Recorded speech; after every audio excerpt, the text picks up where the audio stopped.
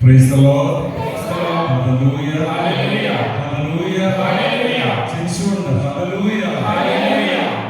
യെശയ്യായുടെ പ്രവചനം 43-ാം അധ്യായം. യെശയ്യായുടെ പുസ്തകം 43-ാം അധ്യായം 18-ാമത്തെ വചനം.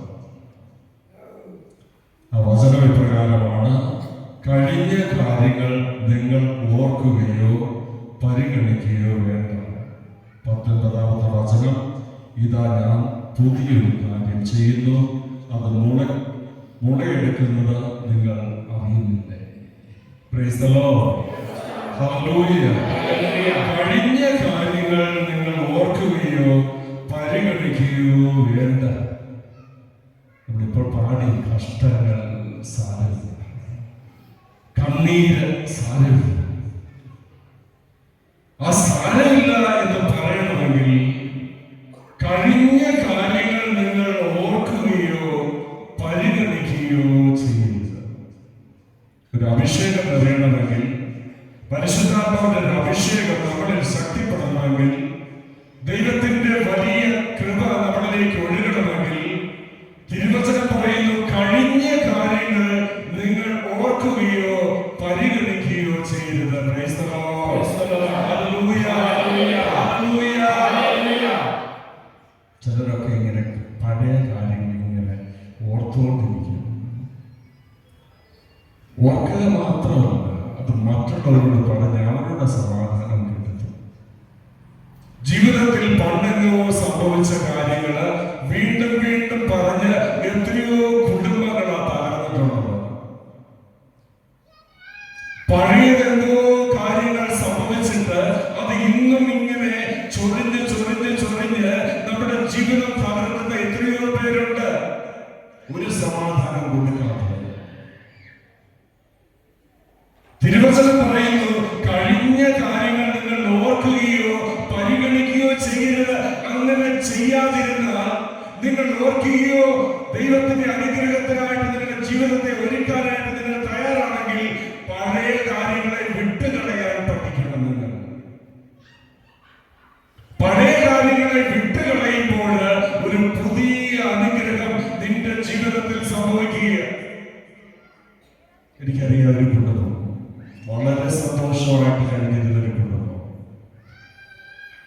ആ കുടുംബനാഥന് 2 കുഞ്ഞുങ്ങൾ, ഭാര്യ, ടീച്ചർ, സുഖമായിട്ട് കഴിയുന്നു, സന്തോഷമായിട്ട് ജീവിക്കുന്നു, വളരെ മനോഹരമായിട്ട് ജീവിക്കുന്ന വേളയിലാണ് ഈ ഭർത്താവിന്റെ സുഹൃത്ത് ഒരു ആക്സിഡന്റിൽ മരിച്ചുപോകും.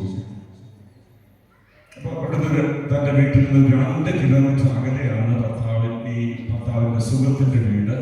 വളരെ സ്നേഹത്തിലൊക്കെ കഴിഞ്ഞ് സ്ഥിരമായിട്ടൊക്കെ പോയി ഒരുമിച്ചിരുന്ന് വർത്താനം പറഞ്ഞൊക്കെ കഴിയുന്ന വീട്ടിലെ ആ ഭർത്താവ് ആക്സിഡന്റിൽ മരിച്ചു. പെട്ടെന്ന് ഈ മനുഷ്യൻ ആ കുടുംബത്തിന്റെ ആവശ്യങ്ങൾക്കായിട്ടൊക്കെ അവിടെ സന്ദർശിക്കുമായിരുന്നു. അവരുടെ നിയോഗത്തിന് അവർക്ക് ഒരു കുഞ്ഞാണുള്ളത്. ആ കുഞ്ഞിന്റെ കാര്യത്തിലൊക്കെ സംസാരിക്കുവാനും പഠിക്കുവാനും അവിടെ ഉയർത്തുവാനും ഒക്കെയുള്ള സ്നേഹത്തിന്റെ പേരിൽ പല കാര്യങ്ങളൊക്കെ വാങ്ങിക്കൊടുത്ത് ആ കുടുംബമായിട്ടുള്ള ആ ബന്ധത്തിന്റെ പേരിൽ ഒക്കെ മുന്നോട്ട് അവിടെ പോവുകയും ഒക്കെ ചെയ്തപ്പോൾ ആരൊക്കെയോ ചെന്ന് പറഞ്ഞു ഈ ഇദ്ദേഹത്തിന്റെ ഭാര്യയോട്, ആ മനുഷ്യന് അവളുമായിട്ട് എന്തോ അവിഹിതമുണ്ടോ.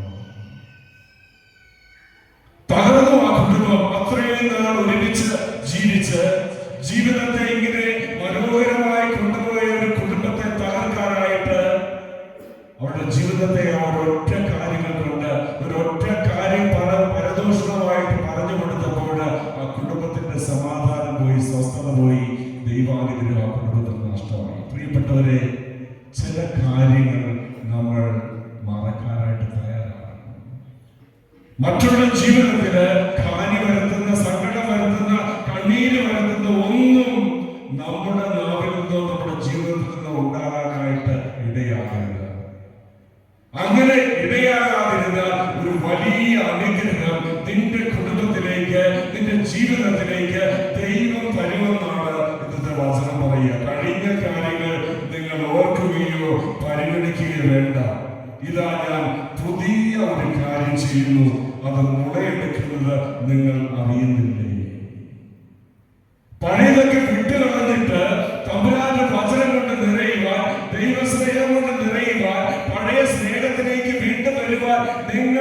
ഇങ്ങനെ ആഗ്രഹിക്കുമ്പോൾ തന്നെ ഒരു പുതിയ അഭിഷേകം നിങ്ങളിൽ വന്ന് നിറയുന്നതായിട്ട് നിങ്ങൾക്ക് അനുഭവപ്പെടുന്നില്ലേ? അപ്പൊ അനുസരിച്ച് ചോദിക്കുക. അങ്ങനെ ചെയ്യുന്നവർക്ക്, പഴയതൊക്കെ വിട്ടുകളയാനായിട്ട് തയ്യാറാകുന്നവർക്ക് എന്തോ ഒരു സമാധാനം ഉണ്ടാകുക. നമ്മൾ ഈ പഴയ കാര്യം ഓർത്തിട്ട് എന്തെങ്കിലും ഗുണമുണ്ടോ? നമ്മുടെ അയൽവക്കക്കാരായിരിക്കും, നമുക്ക് എതിരെ നിന്നവരായിരിക്കും, നമ്മുടെ ജോലി തട്ടിപ്പറിച്ചെടുത്തവരായിരിക്കും, നമ്മുടെ ജീവിതത്തിന്റെ പ്രതിസന്ധികളുടെ നടുവിൽ നമ്മളെ സഹായിക്കാത്ത നമ്മുടെ കുടുംബാംഗങ്ങളാകാം. ഇവരെ കുറിച്ചുള്ള തിക്ത അനുഭവങ്ങൾ ഇങ്ങനെ ഓർത്തോർത്ത് ഇരുന്നിട്ട് നമുക്ക് എന്ത് കാര്യമാണ്? മനസമാധാനം നഷ്ടപ്പെടും, പ്രാർത്ഥിക്കാൻ പറ്റാതായി തീരും, നമ്മൾ പ്രഷർ രോഗികളായി തീരും, ഷുഗർ രോഗികളായി തീരും. ഇങ്ങനെ പല പല രോഗങ്ങള് ഒന്നിനെതിരെ മറ്റൊന്നായിട്ട് ഇങ്ങനെ വന്ന് നമ്മുടെ ജീവിതത്തെ തകർക്കുകയല്ലാതെ പഴയ കാര്യങ്ങൾ ഓർത്തതുകൊണ്ട് എന്തെങ്കിലും ഗുണമുണ്ടോ? ഒന്നും. അപ്പോൾ നമ്മളെ തകർക്കാൻ വേണ്ടി, നമ്മുടെ ജീവിതത്തെ വല്ലാണ്ട് ഭാരപ്പെടുത്താൻ വേണ്ടി പിശാച് നൽകുന്ന ഒന്നാമത്തെ കാര്യമാണ് പഴയ കാര്യങ്ങളെ ഇങ്ങനെ ഇട്ട് തന്നുകൊണ്ടിരിക്കുക. പ്രിയപ്പെട്ടവരെ, പഴയ കാര്യങ്ങളെ നമുക്ക് വിട്ടുകളയാം. അത് ഓർക്കുകയോ പരിഗണിക്കുകയോ വേണ്ട. ഇതാ ഞാൻ പുതിയൊരു കാര്യം നിന്റെ മേൽ നിറയ്ക്കുന്നു, വിട്ടുതരുന്നു, അത് മുളയ്ക്കുന്നത് നിങ്ങൾ അറിയുന്നില്ലേ? എന്നിട്ട് തിരുവചനം പറയുന്നു, ഞാൻ വിജനദേശത്ത് ഒരു പാതയും മരുഭൂമിയിൽ നദികളും ഉണ്ടാക്കും. വിജന പ്രദേശത്ത് ആരും താമസിക്കാത്ത ഇടത്ത് ഒരു റോഡ് കെട്ടിത്തരുമെന്നൊരു വഴിയുണ്ടാക്കി തരുമെന്ന്. നീ ഭാരപ്പെടുന്നതിന്റെ കുടുംബത്തെ ഓർത്താണെങ്കിൽ, ചില രോഗങ്ങളെ ഓർത്താണെങ്കിൽ, ആകുലതകളെ ഓർത്താണെങ്കിൽ, കടബാധകളെ ഓർത്താണെങ്കിൽ, തിരുവചനം പറയുന്നു, ഞാൻ നിനക്ക് വിജന പ്രദേശത്ത് ഒരു വഴി കെട്ടി നിനക്ക് മാർഗം കാണിച്ചു തരുമെന്ന്. നീ ഭയപ്പെടണ്ട. പഴയ കാര്യങ്ങളോ, നിന്റെ ജീവിതത്തിൽ വന്ന തകർച്ചകളോ, നിന്റെ കടബാധ്യതകളോ, നിന്റെ കുടുംബത്തിന്റെ പ്രശ്നങ്ങളോ, മക്കളുടെ ജീവിതത്തിൽ വന്ന പോരായ്മകളെ ഓർത്ത് ആകുലപ്പെട്ട് ചിരിക്കുകയല്ല. ഒരു പുതിയ മാർഗം നിനക്ക് ഞാൻ കാണിച്ചു തരും, ഒരു പുതിയ വഴി ഞാൻ നിനക്ക് വെട്ടിത്തരും. വല്ല കാര്യമുണ്ടോ? വിജന പ്രദേശത്ത് ഒരാൾ മാത്രം താമസിക്കുന്നിടത്ത് ഇങ്ങനെ വലിയ വഴി വെട്ടിത്തരേണ്ട വല്ല കാര്യമുണ്ടോ? എന്നാൽ ദൈവം ഉറപ്പു തരികയും, മക്കളെ, നിന്റെ ജീവിതത്തിന് ഒരു വഴി ഞാൻ നിനക്ക് വെട്ടിത്തരും. വീണ്ടും പറയുന്നു, മരുഭൂമിയിൽ നദികളും ഉണ്ടാക്കി തരും. ഒരു പ്രതീക്ഷയില്ല മരുഭൂമിയിൽ നദി ഉണ്ടാകുന്ന. നിന്റെ പ്രതീക്ഷയൊക്കെ അറ്റപ്പോൾ, നിന്റെ സുഹൃത്തുക്കൾ നിന്നെ വിട്ടുപോയപ്പോൾ, നിന്നോട് ചേർന്ന് നിന്നവര് നിന്നെ തള്ളിപ്പറഞ്ഞപ്പോൾ, തിരുവചനം പറയുന്നു, മരുഭൂമിയിൽ എല്ലാ പ്രതീക്ഷയും അറ്റയെടുത്ത് ഞാൻ നിനക്ക് നദി തരുമെന്ന്. വലിയ പ്രതീക്ഷ നൽകുന്ന ഒരു ദൈവം, വലിയ സത്യം നിങ്ങൾ നിറയ്ക്കുന്ന ഒരു ദൈവത്തിന്റെ സാന്നിധ്യത്തിലാണ് നിൽക്കുക. എസെക്കിയേൽ പ്രവാചകന്റെ പുസ്തകം 37-ാമത്തെ അധ്യായം അസ്ഥികളുടെ താഴ്വരയെ കുറിച്ച് പറയുക.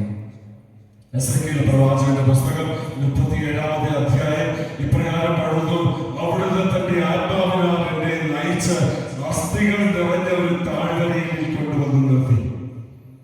അവിടുന്ന് എന്നെ അവരുടെ ചുറ്റും നടത്തി. അവ വളരെയേറെ ഉണ്ടായിരുന്നു. അസ്ഥികൾ, ഉണങ്ങിയ അസ്ഥികൾ ഇങ്ങനെ കൂട്ടിയിട്ടിരിക്കുന്നിടത്തേക്ക് പ്രവാചകനായ എസെക്കിയേലിനെ കൊണ്ടു നിർത്തുകയാണ്. അവിടുന്ന് എന്നോട് ചോദിച്ചു, മനുഷ്യപുത്ര, ഈ അസ്ഥികൾക്ക് ജീവിക്കാനാകുമോ? ഞാൻ പറഞ്ഞു, ദൈവമായ കർത്താവേ, അങ്ങേക്ക് അറിയാമല്ലോ. നമ്മുടെയൊക്കെ അവസ്ഥ ഇതാ. അസ്ഥി പോലെ വരണ്ടു പോയിരിക്കുന്നു, സ്നേഹം നഷ്ടപ്പെട്ടിരിക്കുന്നു, സമാധാനം നഷ്ടപ്പെട്ടിരിക്കുന്നു, സാമ്പത്തിക മേഖല തകർന്നിരിക്കുന്നു. ഒരു വരണ്ട അസ്ഥിയെ പോലെ ഞാൻ ഇങ്ങനെ നിൽക്കുകയാണ്. അപ്പോഴാ ചോദിക്കുക, മനുഷ്യപുത്ര, ഈ അസ്ഥികൾക്ക് ജീവനുണ്ടാകുമോ? നമുക്കൊരു പുതുജീവിതം ഉണ്ടാകുമോ? ഇതാ നമ്മൾ ചോദിക്കുന്ന ചോദ്യം. കർത്താവേ, എല്ലാ പ്രദേശങ്ങളും പോയല്ലോ. മക്കളെ കുറിച്ചൊക്കെ എന്തെങ്കിലും സ്വപ്നങ്ങളെല്ലാം തകർത്തച്ച, കുടുംബത്തിന്റെ ഭാരങ്ങള്, പ്രയാസങ്ങൾ, ആകുലതകള്, മറ്റുള്ള മുമ്പിൽ ഒന്നും തലയുയർത്തി നിൽക്കാൻ പറ്റാത്ത അവസ്ഥയാച്ച. ഇനി ഇവിടുന്ന് ഒരു മോചനമുണ്ടോ? തിരുവചനം പറയുന്നു, അരുളി ചെയ്തു, ഈ അസ്ഥികളോട് നീ പ്രവചിക്കുക, വരണ്ട അസ്ഥികളെ കർത്താവിന്റെ വചനം ശ്രമിക്കണമെന്ന് അവയോട് പറയുന്നു. ഈ അസ്ഥികളോട്, തകർന്ന ഈ ഇടങ്ങളോട്, ജീവിതങ്ങളോട് നീ വചനം പ്രവേശിക്കാനാ തിരുവചനം പറയുക. വചനം വായിക്കാനായിട്ട് നീ തയ്യാറാകുമ്പോൾ ദൈവത്തിന്റെ വചനം വന്ന് നിന്റെ തകർന്നു പോയ അസ്ഥികളെ ശക്തിപ്പെടുത്തുവാൻ കഴിവുള്ള ദൈവത്തിന്റെ വചനത്തെ കുറിച്ച് നമ്മളെ ബോധ്യപ്പെടുത്തുക. പ്രിയപ്പെട്ടവരെ, നമ്മളെ ക്ഷണിക്കുന്നതിലേക്ക് നീ നിന്റെ ജീവിതം വചനം കൊണ്ട് നിറയ്ക്കാൻ പറ്റുമോ? വചനം നിന്റെ ഹൃദയത്തിലേക്ക്, ജീവിതത്തിലേക്ക്, കുടുംബത്തിലേക്ക് വന്ന് നിറയുമ്പോൾ വരണ്ടു പോയ നിന്റെ ജീവിത പ്രശ്നങ്ങളെ കർത്താവ് ഇവിടെ അത്ഭുതങ്ങളും അടയാളങ്ങളും കൊണ്ട് ശക്തിപ്പെടുത്തുന്നതിനെ പിടിച്ചുയർത്തുമെന്ന് തിരുവചനം നമ്മളെ ഉദ്ബോധിപ്പിക്കുക. ദയവായി കർത്താവേ, ഈ അസ്ഥികളോട് അരുളി ചെയ്യുന്നു, ഇതാ ഞാൻ നിങ്ങളിൽ പ്രാണൻ നിവേശിപ്പിക്കും, നിങ്ങൾ ജീവിക്കും, ഞാൻ നിങ്ങളുടെ മേൽ ഞരമ്പുകൾ വെച്ച് പിടിപ്പിക്കും, മാംസം വളർത്തുകയും ചർമ്മം പൊതുകയും നിങ്ങളിൽ പ്രാണൻ നിവേശിപ്പിക്കുകയും ചെയ്യും, നിങ്ങൾ ജീവൻ പ്രാപിക്കും. എല്ലാ പ്രതീക്ഷകളും നിനക്ക് അറ്റുപോയിട്ടുണ്ടെങ്കിൽ, ക്യാൻസർ രോഗം പിടിപെട്ട് 4th സ്റ്റേജിലാണ് നീ ആയിട്ടുണ്ടെങ്കിൽ, നീ ദൈവത്തിന്റെ വചനത്തിൽ വിശ്വസിച്ച് ഈ വചനം എടുത്ത് വായിക്കാൻ തുടങ്ങിക്ക്. ഈ വചനത്തിൽ ദൈവമുണ്ടെന്ന് വിശ്വസിച്ച് അത്ഭുതങ്ങൾ പ്രവർത്തിക്കുവാൻ ശക്തനായ ദൈവം നിന്നിൽ വസിക്കുമെന്ന് നീ വിശ്വസിച്ച് വരണ്ട അസ്ഥികളെ മാംസം കൊണ്ട് നിറഞ്ഞതുപോലെ, ഞരമ്പുകളെ ബലപ്പെടുത്തിയതുപോലെ നിന്റെ ജീവിതത്തെ നിന്റെ തമ്പുരാൻ ബലപ്പെടുത്തും. എല്ലാ പ്രതീക്ഷയും അസ്തമിച്ച് ഒരു കുഞ്ഞുണ്ടാകില്ല എന്ന് നീ വിചാരിക്കുന്നുവെങ്കിൽ, നീ നിന്റെ വചനത്തിൽ, ദൈവത്തിന്റെ വചനത്തിൽ വിശ്വസിച്ച് ഈ വചനമെടുത്ത് വായിക്കാൻ തുടങ്ങിക്ക്. ഈ വചനത്തിന്റെ സത്യം അനുഭവിച്ച് വരണ്ടു പോയ നിന്റെ ഉദരത്തെ അവിടുന്ന് മാംസമാക്കി ദൈവം മാറ്റും. Price the Lord. Hallelujah, hallelujah.